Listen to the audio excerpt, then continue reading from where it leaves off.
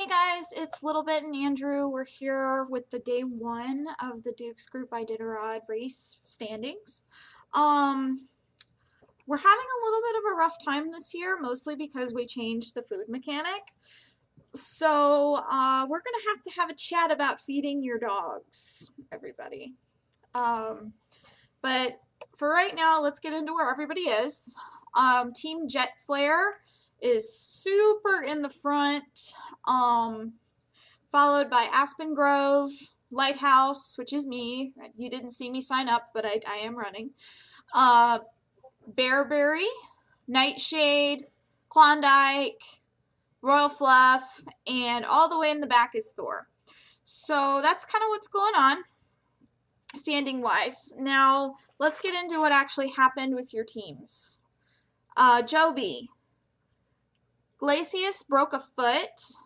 He has less 3 speed and has to be dropped at the next checkpoint. You need to feed your dogs more. You cannot go anywhere until you feed up your dogs quite a bit.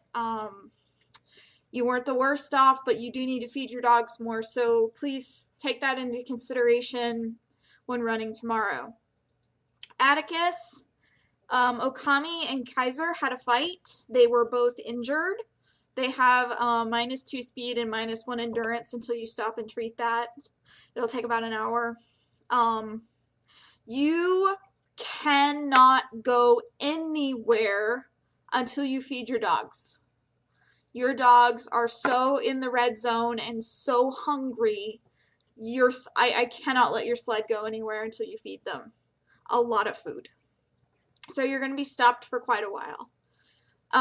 Amy Marie has a cracked paw, -1 speed. Don't forget to treat that. Buck, Chena came up with a canine virus. She has -2 endurance. You're going to have to stop and treat that. It'll take about an hour. Thor, Lady broke her foot. She has -3 speed until you drop her at the next checkpoint. It's broken. We can't fix it. So she needs to be dropped. Vanilla, Bear, and Tyson had a fight. Thankfully, there were no injuries. Shade, you're one of the other people that need to feed your dogs more. Thankfully, I think you can still go, but you definitely want to consider feeding them before you go anywhere. I am guilty. I need to feed my dogs more. So I will be stopping and doing that tomorrow quite a bit. I also had a dog fight on my team between Corinth and Leo. Thankfully, there were no injuries. Now let's get into what all these crazy squiggly lines mean for tomorrow. We're going to have some pretty ideal weather. It's not fantastic between certain mile markers. You'll notice between about mile marker 50 and 100 and 125 and 150, it gets kind of rocky. But once we hit mile 250, we're in for a blizzard. So we really want to either think about stopping if we think we're going to make it that far, or we want to slow our teams down if we think we're going to make it that far, because in conditions like that, you're going to have a higher chance of injury. So that is it for day one. If you, I'll be sending out the result cards in a minute. The top portion of your results card is where you started. The bottom portion of your results card is where your team currently stands now. And that's how it's going to go for the rest of the race. So you can see where you started for the day and where you ended for the day on team health-wise.